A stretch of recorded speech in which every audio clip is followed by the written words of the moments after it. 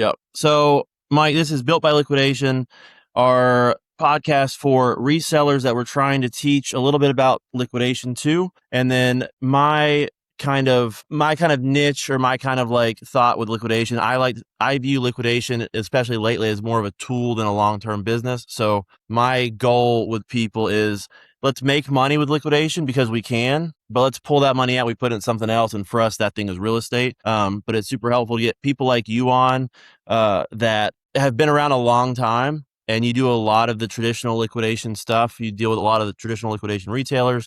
You're live on Whatnot. And so, I mean, you're also a trusted source in the industry, which is hard to come by. I mean, I've sent people to you dozens of times when they're up like that way. If they're looking for pallets, at the very least, I know Mike will tell you the truth about what you're buying. And you don't get a ton of people like that in our space. Yeah, that's definitely true. So you asked a very valid question before we started, and that was, are you struggling like everybody else or most people right now in this industry?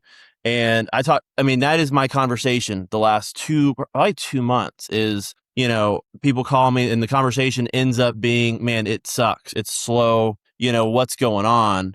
And thankfully, our business, we've pivoted a couple times since we've been in the industry, and what we do now is more closeout. We work more directly with like one-off brands going out of business. So thankfully, sales, money, like financially, I could complain, right? We can always make more money. I'm not hurting, which is a blessing, but our struggles come from staffing, right? From staffing issues. Our clients are selling they're direct to consumer. So we're struggling. It's slow, right? Like, we're feeling it. It's definitely been one of the slowest summers, post COVID.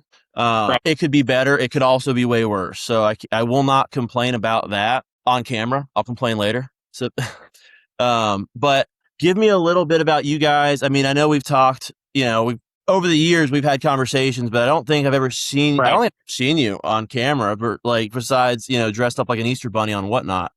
I actually, years ago when you first started, I actually flew down and met you. Oh, When you were wow. in your first warehouse Okay. a long, long time ago.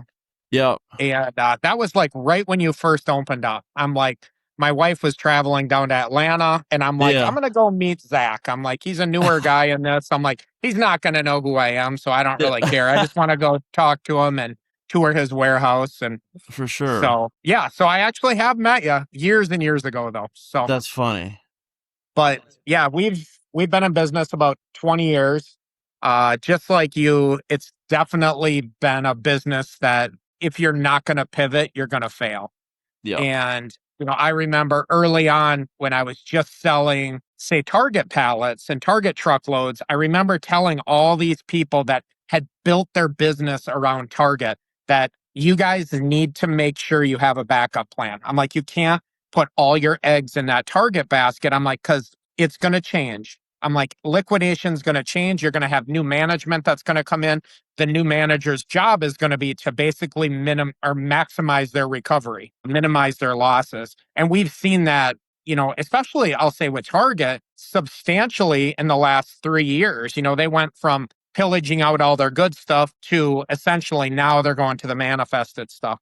But I would say our big struggle right now is, I think it's more with my personality. I'm running into an issue where I almost feel guilty because I cannot supply pallet sellers and we'll say pallet people with merchandise just because of the way the economy is. People have gotten more fussy. So what happens is, and you can attest to this as somebody, I don't know if you still sell pallets, but people come in to buy a pallet and they only want the primo shit and they want the best price possible. So what happens is in any type of load, you're going to get 5 or 6 primo pallets and, maybe 10 mid-grade pallets and maybe 10 or 11 just trash pallets. And obviously you get stuck with those. So we've had to really pull back the reins a little bit on what we sell to the general public and go more end to user. So we are selling a bunch on Whatnot.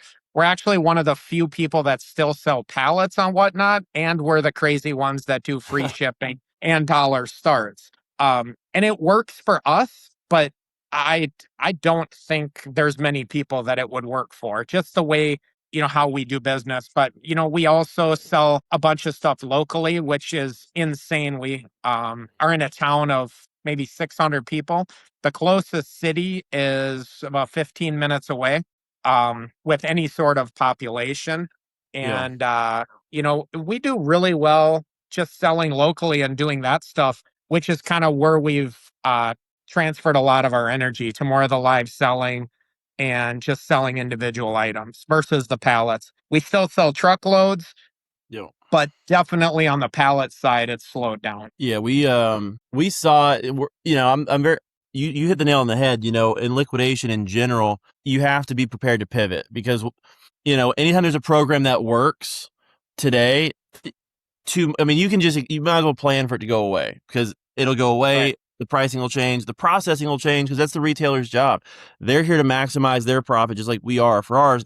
And so I always get irritated with people that go on. They're like, the loads are getting, dude, that's the point. Like, we are here to get what they don't want. And so we have to adjust as they adjust. But to your You question, look at when go we ahead. started too. I'll say you and I, when we started, years ago, I would say an unmanifested load was gold. That's what you and I wanted. Any Oh, liquidator with experience, that's what we wanted is unmanifested loads because we knew there was going to be loads of value in them. yep, Now that has completely switched. Now you actually don't really want an unmanifested one because it's probably not going to have the value in it.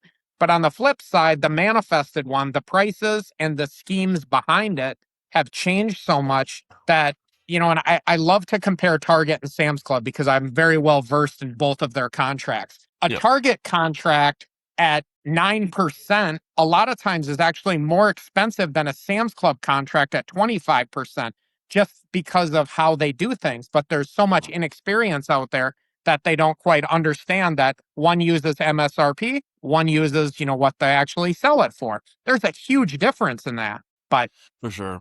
We I just did could a ramble video on on it, that stuff forever.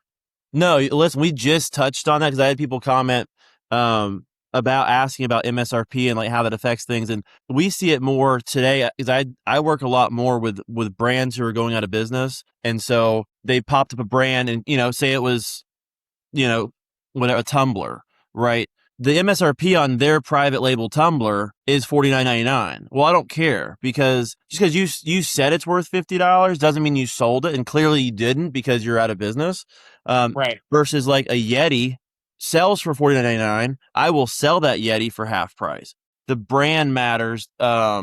MSRP, you just have to be careful. You have to be careful with it. Like Target's private label clothing does not command the same resale value as Sam's, who sells Levi's or Carter's or well-known brands. Those brands you probably can get 50% of retail of, so you can pay that premium. But Target's, I forget what Target's brand is offhand. Goodfellows Like is, Goodfellows is one. Yeah. yeah. I don't care if those Cat jeans are and $30. Jack. Yeah, you're gonna sell those jeans for $5. Like it's just known jeans are $5 that are off brand. I mean, at least down And here. right. And that's a huge hot topic right now. The target manifesting. And I've talked to a lot of people about it. And sadly, the only people that really defend it are the contract holders. And I do not defend, like, I don't blame them at all. Like, you're tied into something, you have to sell it, you have to try to put a good spin on it. But Mm-hmm. there's no good way to put it. Like the Target clothing, I mean, I That's a have big topic. numbers right in front of me of a manifest. So like the contract holders are paying anywhere from 3 to 7%.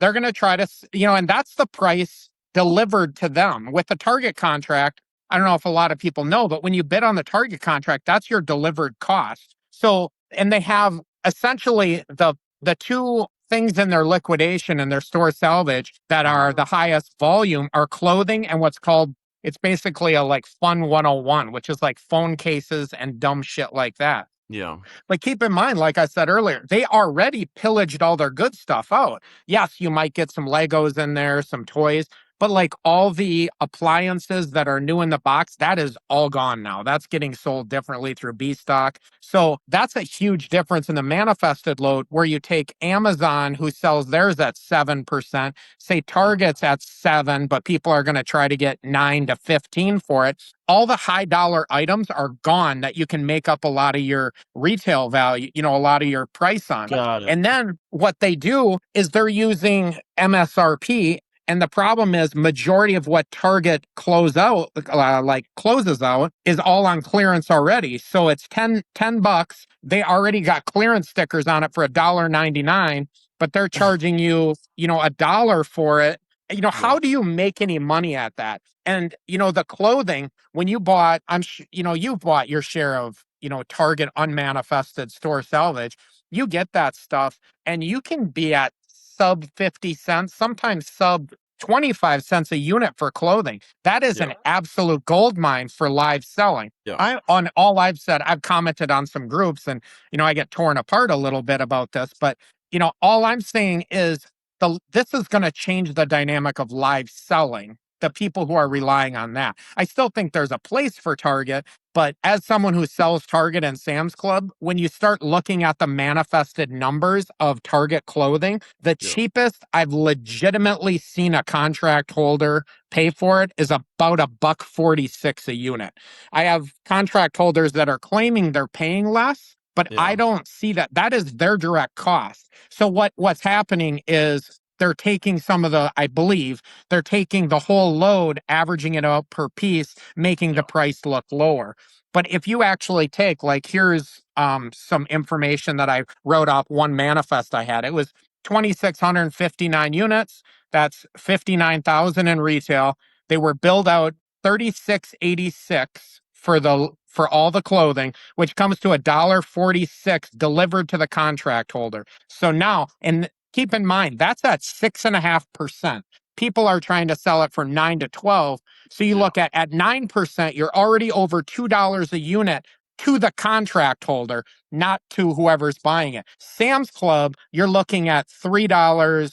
I mean, I tell people on my Whatnot show, I will sell you Sam's clothing at $3 a unit delivered. And that's for your name brand. So Yeah. I look at the live selling and the people that have relied on the Target at that a dollar or less, that is definitely going to change the dynamics. Like I said, and you'll agree, like there's still a place for that somewhere, For but sure. you really, all I'm saying is that's just going to be killed for that stream. And sadly, that is a good share of people that are eating up the current Target. Yeah, I mean, I've been hearing about the Target for the last month or so. Like, we've stepped away from for the most part, the traditional, what I call the traditional liquidation area, which is like your Target, Walmart, Sam's Club.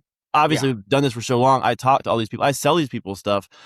But since I've been doing this, Target clothing has typically sold for 85 cents upwards to $1.25. So like that's what we could always buy and sell Target clothing for. So we're going from that number to almost double to $2 plus. I don't, everybody asks, well, how is that sustainable? Or how is, that it can't last forever. It's going to come back down.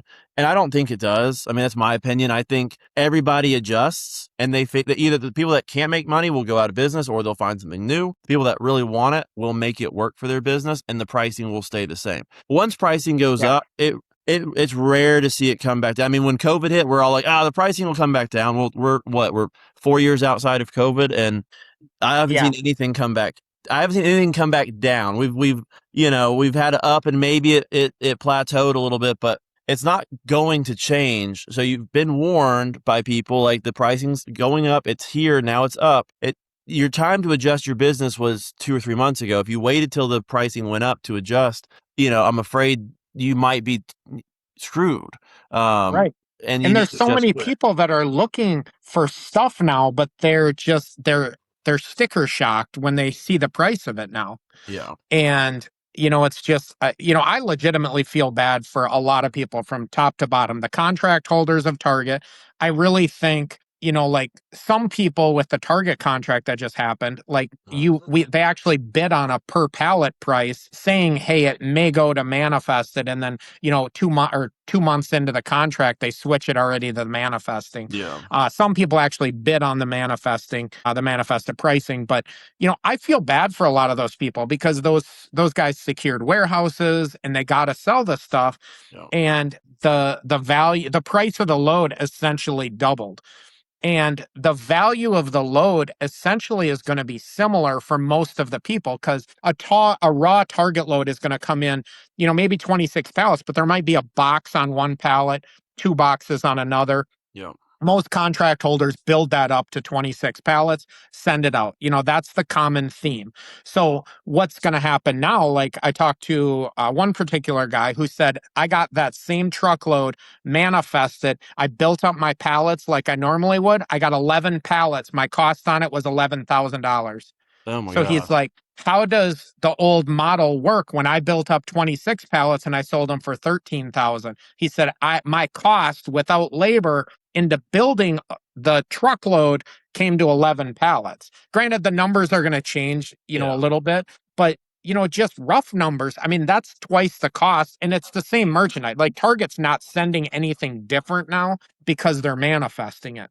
Yeah. So you're So saying, just to clarify, what it sounds like they're selling is like a processed load. Like people process Amazon and they pull everything $80 and up out, and they sell the rest to the bin stores. What it sounds like to me, the Target loads are now is if I were to process an Amazon truck, pull my 80 and up, and then manifest everything else, and then charge 9%. So basically, what's happening is Target and many other retailers are doing this too. They're essentially, like I said, they're maximizing, we'll say minimizing their loss. So what they're doing is they're teaming up with B Stock or whoever else it may be. And they're like, okay, B Stock, will you take all my electronics, sell that? Will you take we'll leave our open box appliances in there, but the newest box ones we're going to put in this load. So there's IRC, there's all kinds of different, we'll say, facets of the Target contract. The store salvage is the one I'm talking about. Store salvage is probably the most common one you see out there, along with the MOS, which is the case pack. Yeah. So Target came out to contract holders and basically had told all of us that this was a few years ago, that we're going to start taking out the good stuff, basically. So what they did is they took out my argument with them. This was when I had a contract with them, was they would take out a KitchenAid mixer. We used to get pallets of KitchenAid mixers on a Target contract, Dyson vacuums, like great stuff. Yeah. So they took out the KitchenAid mixer that was worth $350. And in that space, they essentially refilled it with 350 $1 bullseye playground items. So their description is still the value is there. And my argument is no, the value is not there. The retail value is the same, but you've taken the true value out of that pallet. So, and that's what they've done. So now a lot of that higher end stuff goes to another market, another contract, we'll say, that they sell. So you're not going to see large volumes of that. Anybody who's gotten the Target store salvage stuff in the last few years have definitely seen a decrease in stuff. The problem is a lot of contract holders haven't physically told their customers what's going on, because one of my pet peeves is after COVID, what Target did when they first took the stuff out of the pallets is they offered essentially people who had a contract, they sold it for $100 less. But do you think contract holders told their customers that? You know the answer. So what happened was they took the crap out, the good stuff, replaced it with crap. They got $100 credit as a contract holder, and people were selling. I don't know if every contract holder got it, but I believe everyone did who had a contract during that time. So what happened is, so you buy a truckload, you're like, dude, where's all the good stuff? It's a lot of bullseye playground. It's just low value stuff and massive amounts of clothing. So me as a contract holder, I'd be like, well, I don't know. It's just what's coming through right now. So, and you would be making an extra $2,600 a pallet. I would on the credit, and then just push it off as it's Target's fault. And then eventually what happened is the new contracts came out. And the target contract, so that was kind of when there was a massive influx of people trying to get target contracts. So the newbies would come in not knowing that the bad stuff is not necessarily all what you're getting, not Yeah. bad, but the lesser appealing stuff. Yeah. They're not going to read the fine print on targets, terms, and everything. So they're bidding, and they were bidding the same price as what the old contract was. Yeah. So that's where you've seen the target contract go up quite a bit. And Gotcha. then as far as other pricing, you were saying like you haven't seen much go up or down. I can honestly say, as one of Sam's Club's largest contract holders, Sam's Club contract has actually gone down. Oh, wow. It's one of the only ones. Originally, when we started, I believe our contracted price during COVID Hmm. was, I'll just take electronics, for example. I believe our contracted price was 35%. After COVID, it got down as low as like maybe 28%, Okay. and it's still not back up to 35 yet, which is very nice. I mean, Yeah.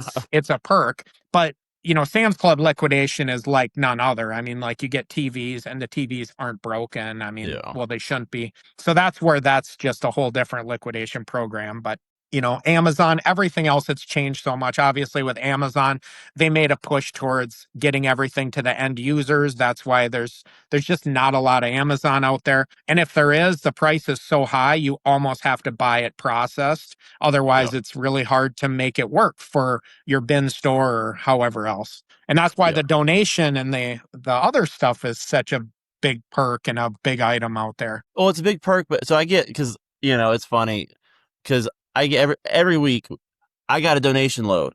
Awesome, because when I hear donation load, for those people watching, like, I'm not getting it for free. Mike's not getting it for free. Like, someone, are they supposed to be selling Someone's it? getting it for free. It's a gray area. But listen, I'm always going to take a good deal.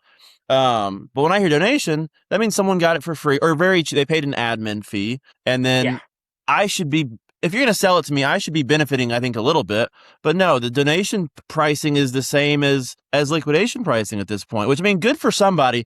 Years back, I was dealing with someone who was direct on. They were the guy with the donation, right? And I know they were ripping $8,000 a load, and they were selling me 10 loads a week. And I'm sitting there going, man, like, you start debating, how do I do that? I'm like, it's that gray area of like, I don't really want to be the guy that gets busted for selling the donation stuff. It's just, there's a lot of ways to make money. I don't know if I want to be that guy. But now, I mean, I don't care if it's donation. I think a lot of stuff gets called donation now because, like, if I call it donation, which is this whole industry, right? I don't remember years and years ago, black wrap Walmart. Yeah. And all it is a guy with a roll of black wrap, shrink wrapping it in black, and every once in a while stuffing an iPhone in there and pulling it out. I mean, good on him. Or it I was just, the like, 100, was it like the 100 loads out of TRG? That was the Walmarts that people called the black wrap because they had two different numbers on their BOLs back in the day. Like yeah. one was a 92 and one was a The 100, I 90s, think it was. yeah. It was I something remember, like like, that, where the 92s were not as good and the 100s were yeah, the black wraps. yeah. And I would ask my rep, I'm like, can you, and there's nothing different. The wrap was, Yeah. that was that shift or whatever. And then every once in a while, Amazon has a program, and man, a lot of times it's somebody with a roll of wrap, and it's like, this is a good idea. I mean, that's what this industry like is to me. I was just talking to someone about this. Is a lot of stuff once outside of the contract holders, it's a bunch of us repackaging it to make it a different, like, mystery boxes were all the rage earlier this year. It's the same crap in a smaller box. The watermelon. Right. And I bring this up because, like, I never get the credit for it. But when COVID hit and the Target case packs were the Target case packs that, like, were You good, get like, good stuff. we took a subcontract over from Bobby Mick down in Florida, and best decision I made in probably our liquidation history. We were 40 loads a week at one point, and I maintain that we built the original watermelon box. Like, we had the idea to put it in the watermelon box, and we blended it, and we made really good loads, and we got a 3.5 to 1, meaning the pallet came in, it built 3.5 watermelon Gaylords. The amount of money it was absolutely insane. We provided a service, like, to people that couldn't afford the full load, or our service was, what it really was, when you bought a load from us, we gave you, essentially, it was 24 pallets on a truck. Every 4 pallets were very similar. They came off the same case pack truck. But because I had so many trucks coming in, I was in your little $5,000 watermelon truck. You got the equivalent of 4 to 6 loads blended together. So that was the big value. But all we did was repackage it. It was the same Right. target case pack in a different box. Mhm. And that's what a lot of this stuff is it's all of us trying to figure out how do we repackage this to make it different, to make it more exciting for people. And what a lot of people don't understand is really the liquidation space for contract holders is very small. Like, even the recyclers, the people that are doing the donation stuff's different because, they obviously are not really liquidators, but Yeah, they're having liquidation people sell their stuff a lot of times. But, the main space of the big contract holders is really the same people it's always been. yeah. Maybe the business has been bought out and changed, but for the most part, I mean, it's kind of the same people that have been doing it for forever. I mean, don't you think? I feel like it because I feel like, well, because they can, right? Because in the beginning, and this, I feel like I got in 10 years too late, right? Like, back when there was real money, we got started when Kmart was a thing. So we were paying Yep. $50 for a Kmart pallet. We were selling it for 350. Like the margins were like they were there. And so like all these guys that have the contracts, if they were smart, they stacked up a shitload of cash. They can still afford, they can afford to hold the note on all this product because people don't understand, you know, everybody wants to be a contract holder until you are one. And I think a lot of people Right. like they take the plunge and they try to do, and we see a lot of people, that's when they fail is they try to get, they got to be the best. They got to be the biggest. They got to be number Uh-huh. one. And you start shelling out that money. I mean, when we took our closest, right, was when we took over for Bobby and we took over 40 loads of Target a week. And it was all I could do every week to sell enough to pay for the product, to pay for the staff, to pay for the overhead. I was not I did not feel that money until it ran out. And it worked out so beautifully for us, but like it was over. And then when it was over, I had 200 trucks on the floor. I was And so they were close all to paid for. all paid for. I was so close to crying mercy. I had 150,000 square feet. And when the last truck came in, we were having conversations on, do we put it outside? Like, because we couldn't, there was no space. So at the end of those two, like at the end, I felt it. Like we got 2 months where we stacked up a shitload of cash, for lack of a better word. So like, I imagine that's what these guys have gotten to do over the first 10, 20 years. And then now they have the cash to do it because a new guy coming in, I mean, these Amazon contracts are massive. The deposits are Yeah. massive to get started, and then the manifest. People don't realize because we took over a couple, facilities for liquidity last year, I think, trying to process and we trying to do something right that was like consistent because there's no consistency in this industry. Man, you ship me the load. I don't get the manifest for a week. I can't Right. process without the manifest because we'd have loads that cost us 18 grand to 50 grand from the same facility. So you can't even just dump it. You can't hand sort because I, I've been doing this for a long time and I know you have too. And I know it's a lot of fun when like you pull something out of a pallet. How much do you think this is worth? And I could be on the Price is Right. Like I would be banger.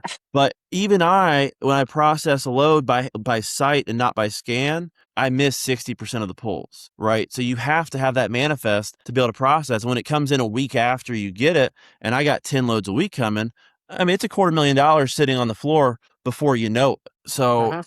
we watched a couple big companies go down recently that I think just got over leveraged. They couldn't, you're taking losses, you're extending credit, you're extending terms because you need your space, you need the capital. I mean, it's a very difficult thing to manage, these contract holders. So the guys that do it, I mean, good on them because it's I not was I easy. was thinking the other day, I saw something about Paul Pierce, the big basketball player, and how he made millions and then he was broke.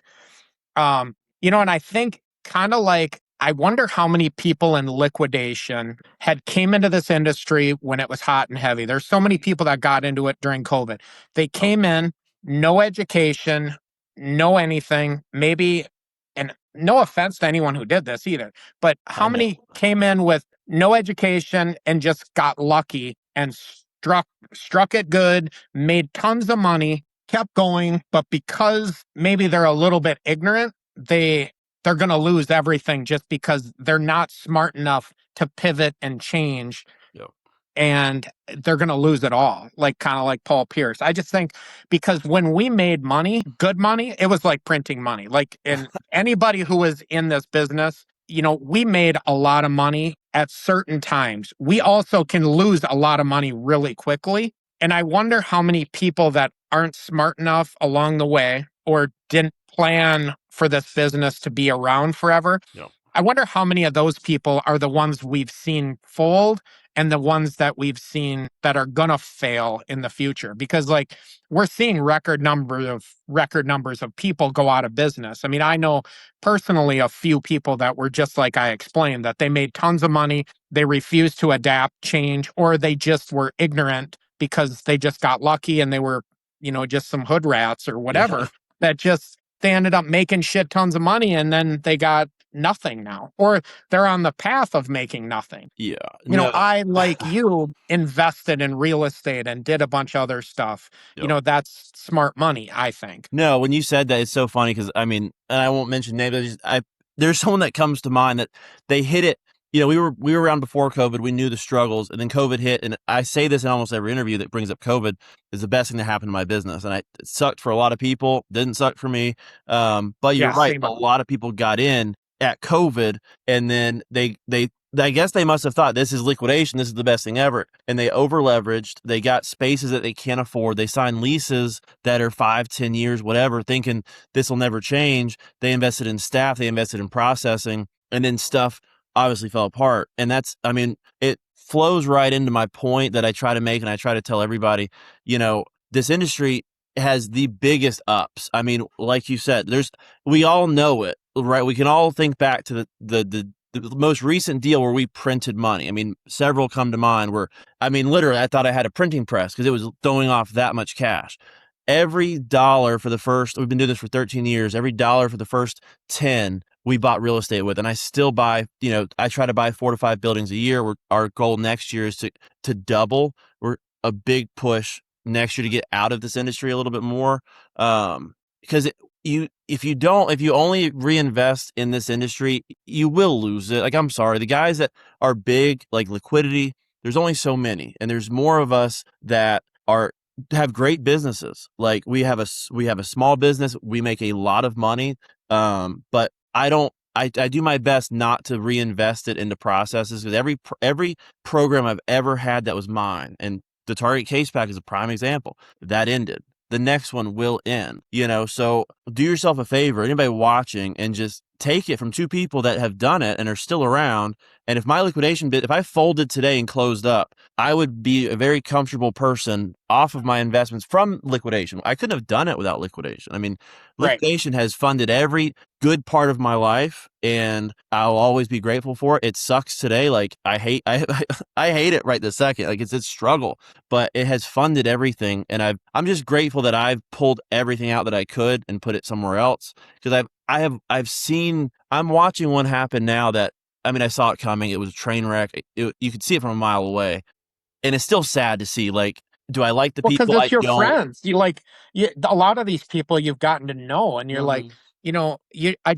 I legitimately feel bad for them. There's a lot of people out there that, have these contracts, and I just know it's not going well. And, you see them driving around with their Maseratis or whatever. And I'm like, I hope to God you plan for what's coming next. Yeah, it's not. I don't see it getting better. Now, someone asked me, "You think it's getting better?" I said, "I don't think pricing gets better. I don't think freight gets better for a while. We're coming up on fourth quarter. You got a chance to sales will get better. Like people will start spending money in fourth quarter again. But if you can do one of 2 things to make more money right this second. You can either sell more, which is a little bit difficult, or you can start looking at your expenses and start trimming the fat. Because every one of us has fat in our business that we don't want to cut, whether it's a person that, or it's some kind of, I have 3 forklifts. I only need 2. There's ways to trim the fat. Do you need a bigger building? You don't need, here's the thing about a building. And it's so funny because, my dad told me this about one of his customers when I was just starting. He said, whatever building I've been in, I've always filled it up. And that's the truth. Like I've been in 2,000 square feet. I've been in 200,000 square feet. And within 2 months, every one of those buildings has always been full, right?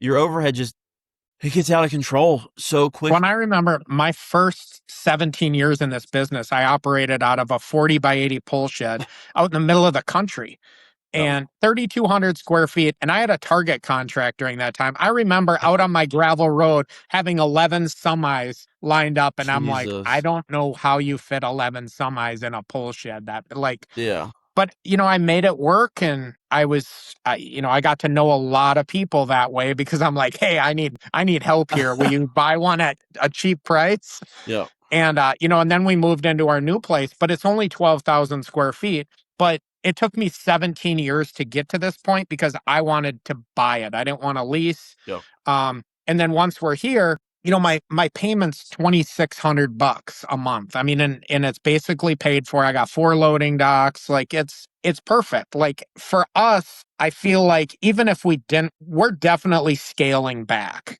Yeah. I've given up some Sam's Club contracts. I gave up my Target deals. Like I'm content with, it's like I've made enough money. I do well with debt. I manage money well. Like I'm trimming the fat as you're talking about. And I'm basically just trying to, pick and choose and really diversify. Like we are constantly changing what we do.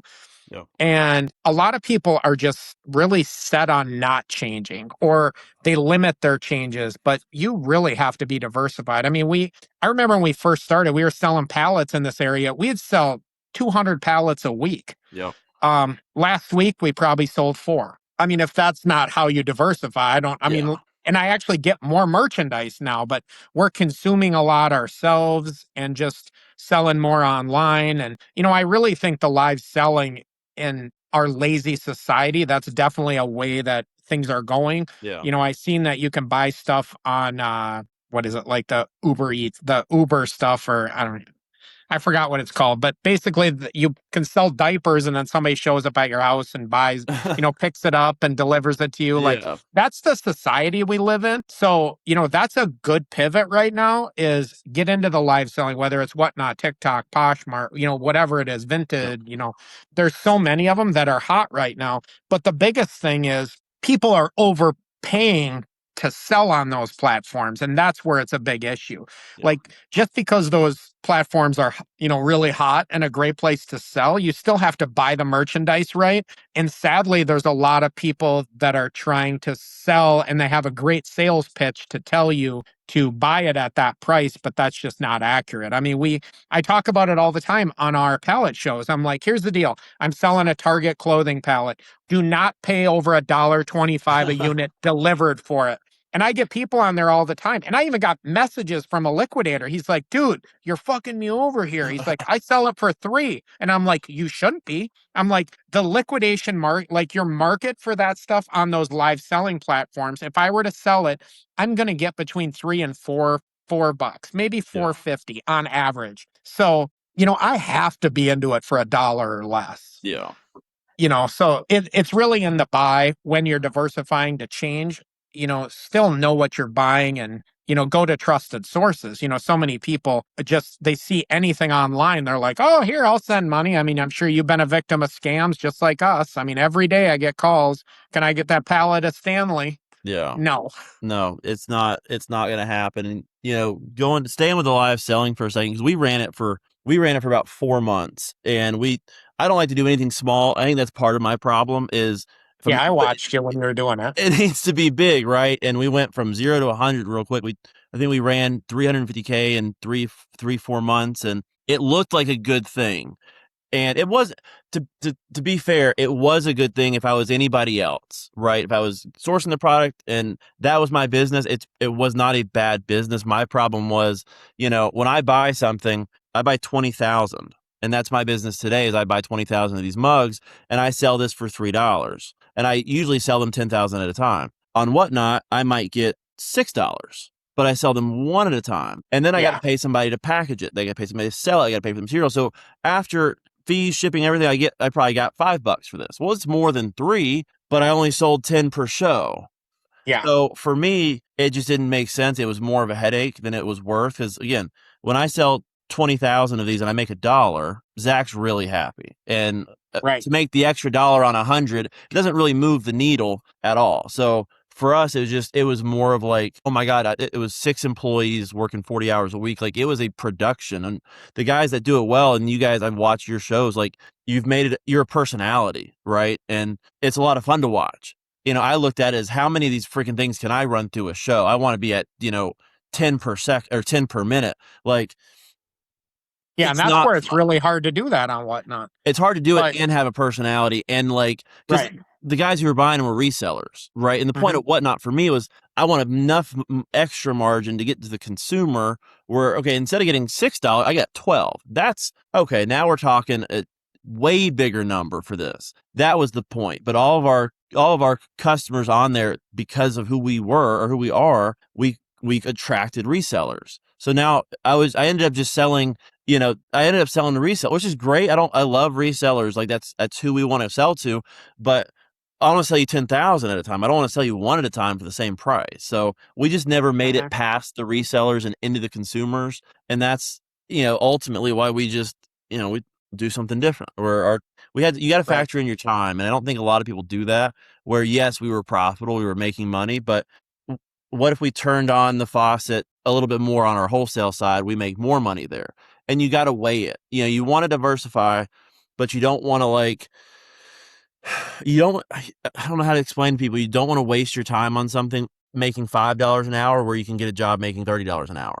I mean, if you want to look at it by the hour, you got to value your time and your mental state also, because that Whatnot is Right. something. Like Yeah. when you're shipping a It's thousand items a week, it's yeah. something. And we probably ship I bet you we ship 3 to 800 a day. That's I mean, insane. we do really well with it though. But I Yeah. feel like we've kind of mastered how we do it. Like we sell mainly Sam's Club on there, but I get a lot of the case packs of Walgreens, which is like you're talking where, but I don't get 30,000. I'm very particular about how I buy. Yep. Because of how I sell. So it's no different. Like you take the cups, for example, I could have bought a truckload of the like Zulu cups is what I just bought, Mm-hmm. but I didn't want a truckload because I knew how I sell wouldn't quite work. But I took, 6 pallets of different colors and I'm like, I'll sit on those and I'll make, good money. I think I got $1 delivered into them or a dollar Yeah. 30. And like we're selling them on our Whatnot show for $9 to $13 a piece. And every show will sell some. Otherwise, I sell them by the case at $3 Mm-hmm. a piece, I think, Yeah. just for some local walk-in people. It's like little stuff like that works. Yeah. But I can see, it's like how you're set up, Whatnot probably didn't work. You would have to change your model. Like what we did is we kind of, it's one of the evolutions that, we decided to make is, Whatnot's working well for us. Let's kind of turn a little more energy towards it. We're going to open up our faucet because our business is kind of already tailored towards that. And then like I said, it works, but we also process and we got some software that lists stuff on our local page that, we sell probably $30,000 to $40,000 locally, just like per unit, Mm-hmm. a week or actually it's 4 days. We sell that every four Okay. days when we're open. And, that seems to work for us. But the good thing is all that is possible. Those aren't great numbers, but it's Yeah. all possible because the previous 20 years, I didn't make stupid financial decisions. Yeah. Now, when I make 20,000, profit might be 5,000 just on that asset after paying bills, plus a bunch, plus I sell truckloads. So it's like, and the Whatnot. Like we do probably 100 to 200,000, probably 100,000 a week easily on Whatnot. Oh, wow. Um, and we do well with it, but like our whole business, I won't say our whole business, but like majority of our Whatnot is tailored off our Sam's Club contract, Yeah. which a lot of people it doesn't work for, but for us it does. Yeah. Just because of, how we do it. And it's no different. Like you're a smart guy. There's a lot of people that, like you're very good at, certain things in your business. I feel like between me and my wife, we really play off each other very well, our strengths and weaknesses. And, we've made a very powerful business based on that. But, sadly, there's a lot of people out there that don't have the wherewithal to do that. Yeah. And, but there's also people that are smarter than you and I out there that are Oh, kicking ass and 100%. making tons. And good for them. I'm Yeah. just glad I'm able to make money and things are working out. I'm very humbled that like, I came from nothing and now to be able to buy what I want or do what I want. That's a great feeling. And I'm sure you're the same way. Like I don't ever want to come across as arrogant or anything. Like I can honestly say everything I got, I Yeah. worked my ass for. People don't understand the hours it takes in liquidation. And I'm sure you can attest to it. I mean, we're working morning till night, especially when we were younger and we were making good money. I mean, like I didn't want to stop working. No, I agree. I think people see it now. They see what's built, and that goes for every. Like you see the result, and I'm not done, right? Like it's a hard thing. I was just talking to somebody that I mean, I have two people that I've talked to recently. I've got a friend of mine, and he said, "Screw it." He bought some property in Alaska. I forget what he says his income is now, but he bought enough real estate to be really comfortable, and he moved to Thailand where it's cheaper to live, but good for him. Like he's done. Yeah. I get a picture of him on the beach in the pool every day. I see him on Facebook, and I'm like, "Are you making as much money as I want to make?" No, but guess what? You did it. Like, who wouldn't want to sit on do that all day? Like Yeah. that's the dream if you can let yourself do it. I just sold somebody a bunch of towels, and he sold a piece of property. He's set. He doesn't have to work. He does it when he sees a good deal, but otherwise he's retired. He doesn't have any overhead. And I'm always a little bit jealous of people like that they've made it enough to where they're content. And I mean, like, how much money can you spend is the question. Like, I don't know Yeah. Like when how much is enough? I mean, yeah. And like, I don't know if you're the same, but like when I started, I picked a number, right? I said, if I can get to this much money a year from the real estate, that was my goal from day one was I want to retire from the real estate because I get a check every month in the mail from people and that's like the best thing ever. And I've hit that number. Like I hit that number 2 years ago and the number moved, right? The number got bigger and yeah. I see the number coming, like the new number coming. It's very close. And I'm like, but I don't think that's enough. And it is enough, but it's There's like there's leadership classes out there, Zach, that talk about you can't move the needle. Once you get to that point, you have to be content. you've got to be done.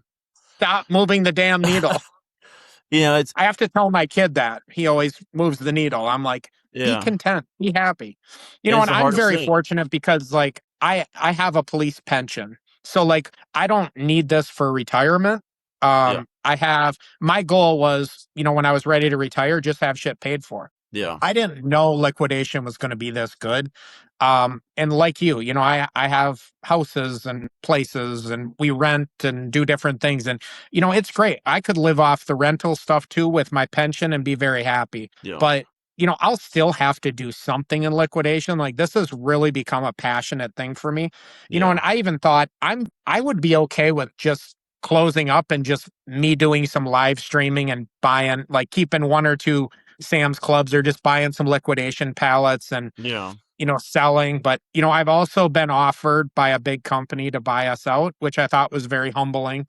yeah, Um, a big liquidator's like, I love what you guys have built, your Facebook page and everything. And I was like, so that's in the back of my head too. But, part of me is like, I built this and I would rather be a part of it or give it to my kids or something if it's around. But still, you have to adapt. And, I thought if nothing else, we'll do, add freight brokerage because we do freight brokering, stuff like okay, that.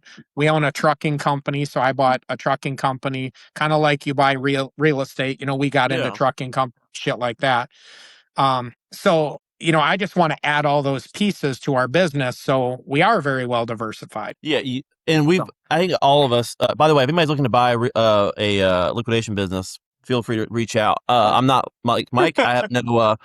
I don't think my kids will ever want it. We went down that road years back, and it fell apart. So I'm always down. Like, listen, I'll walk away tomorrow for the right check. I don't even know where I was going with that, but the freight brokerage, I think everybody in liquidation's kind of like debated doing it. We've, debated that as well. Cause it's like, if I could save $200 a load, on my Yeah. own stuff, it would be, it'd be super beneficial. But no, diversification outside of this industry, I think is key. And the freight is like, it's right. It's low hanging fruit because we're using freight. Like you can build that freight business from your own stuff and then build it up from there. So, I think the biggest takeaway for everybody from this should be that part of the conversation, and that's just diversify out of liquidation a little bit because you can make a crap load of money. I mean, like, neither me or Mike doesn't sound like I'm not a very like, I don't like to brag. I don't like to really I don't talk about like exact numbers because I don't, and I've debated that with my content, right? Because I want people to follow us and to look at me like I know like something like what I'm doing. I didn't go to school. I dropped out of college. So like everything I've done, I've taught myself to do it. And so I've always, But you've been in this for such a long time. Like that speaks for itself. And, yeah, you have a good name in this business as well. So, and that's something to be very proud of. it's definitely, yeah, it's, this industry. And I had a lady reach out to me and she was like, so and so said, like, your name came up in a bad way the other day. And I was like, well, tell me the situation. I'm like, I've been here for 12 years. I was like, if everyone in this business likes you, something's probably, I'm more skeptical if I've never heard a bad thing about you than if I've only ever heard good stuff because you've not sold enough. Like I've sold thousands of truckloads. I'm sorry. I'm going to piss somebody off. Right. There's no way that I've sold, I talked to somebody the other day, like we have a 4% customer like complaint rate. I'm like, you're full of it. There's no way, dude. There's no way. You sell 2,000 trucks in a year and you're telling me less than 20 of them you got to like complained on. No, there's no way. It's okay. Like I can't control what comes out of a direct, if you want a Mhm. direct load and I sell you a direct load, and I have a question about you guys and how you guys are doing as far as truckload sales. But if I'm brokering a truck, and this is my pitch to people, is especially unmanifested, you want it direct. This is all the information that I have. I'm giving it to you. My fee for doing this and facilitating is my broker fee. And I've honestly debated starting to put the my fee on the invoice. So instead of it being target truckload $9,000, it's target truckload 8,500, broker fee 500. So you see it and listen, I'm facilitating this to the best of my ability. You're not paying me for insurance. Like if there's an issue with the load, I will fight tooth and nail for you, but you're not paying for that. Like I'm sorry some guy complained to me, oh, they shipped me 6 pallets of X. It came from the like direct facility to your door. What do you want me to do? I can't give you a $3,000 credit or a refund. I made $500, dude. Like I can be as transparent as possible. That's not enough to a lot of people. It's not. I think people get confused. They confuse wholesale or liquidation with wholesale, and it's two different. Like it's yes, we sell it at wholesale prices or below wholesale, but like if you want to buy again, I have a cup, so like I can sell you these cups wholesale for $6 a piece. That is wholesale because retail is 12. Liquidation, you get it for $3 a piece because there might be a dent in the side or this color doesn't sell very well. Like there's a reason why it's being liquidated versus wholesale. But going back, backtracking a little bit to the truck sales, back pre-COVID, we were super big in the liquidation industry, like brokering trucks.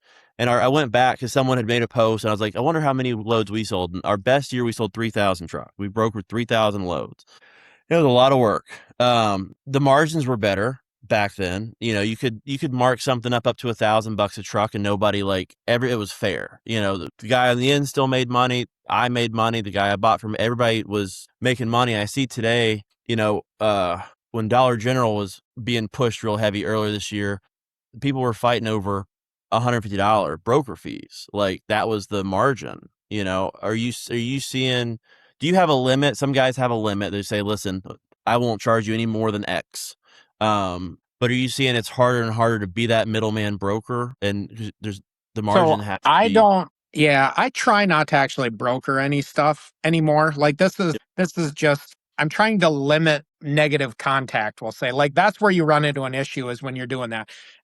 However, I will say a lot of people do because I've been doing this for a long time and they know that, hey, you can get Dollar General for cheaper than I can. Will you just get me one? I'll be like, yeah, just give me a couple $100. yeah, So I did that like the last round of Dollar General. Like I think I ended up getting 10 loads for people just to get it. But I'm like, I don't want any of it. And I'm yeah, like, and they know it, they came from Inmar, and it's no different like CVS. I used to get a great deal on CVS from Inmar. Everybody knew it. So they yeah, would call me and be like, hey, can you just get me a load and I'll give you $500 or whatever. I'm like, yeah. I've never charged more than 500 on a brokered load when I was brokering though. yeah.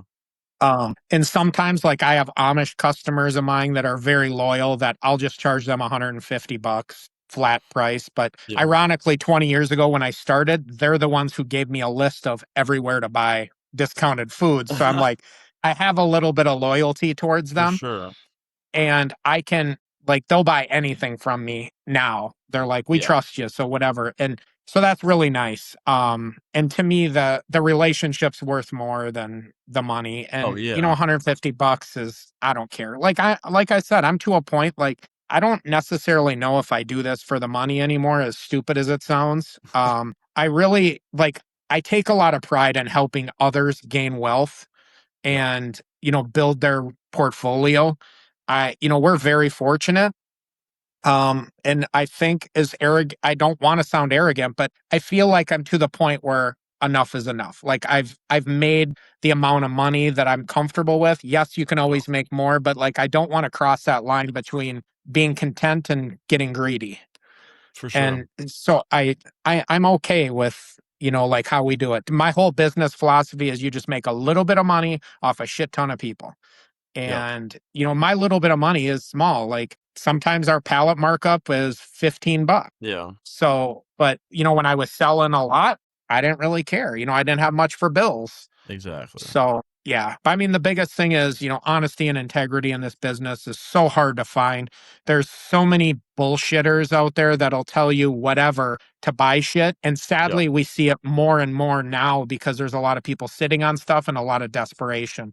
So, as your viewers watch this, just, be careful in everything you do out there. Yep. So, No, the higher the pricing gets, the higher the overhead cost gets, the more you're going to see the scammers out there.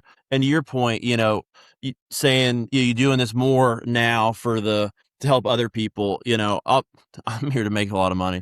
I'll be honest with everybody. Like I'm not done, and I don't know. That is I'm a older than you, personal. Zach. You're all yeah. I'm 30. You know, you look like you're 35. So not that Uh, not that Almost far. 50. I'm not done. I don't know. That's a mental thing for me that I have to, because it makes me unhappy a lot of times. Like, I don't see the finish line.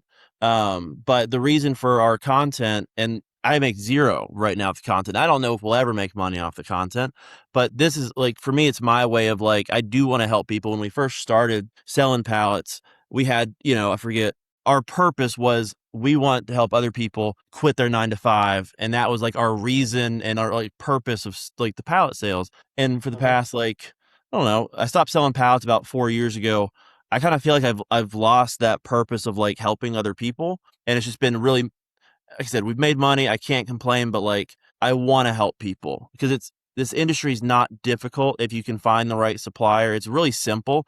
The barrier of entry is very low. You're talking to somebody that I didn't finish college. I figured it out, and it's really easy. But there's a lot of hurdles to jump over, and there's a lot of ways to lose money. And our goal is to help people get there a little bit faster and try to avoid paying some of the stupid tax that I paid.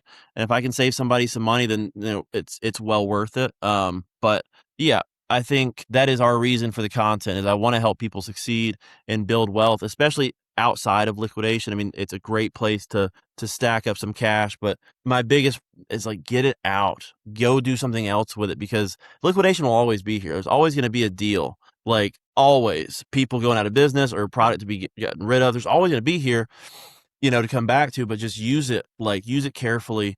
And it'll pay for itself. For sure. Yep, absolutely. So I think you had a hard cutoff. If I recall, you gave me 11 o'clock your time and you had somewhere to be. And my pitch to people is like, I try to take an hour of people's time because That's all most right. people We got can't. started late. Yeah, well, most people can't watch for an hour anyway. So like, I see some podcasts that go on for 2-3 hours, and I'm like, I can't. I have a tough time watching a Yeah, I TikTok have for 60 ADHD. We seconds. can't Yeah, watch that.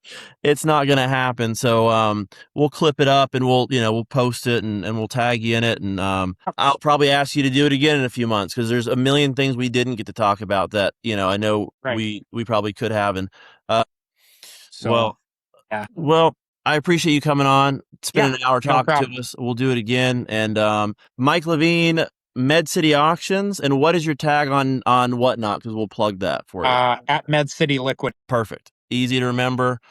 Thanks, Mike. We'll talk to you again.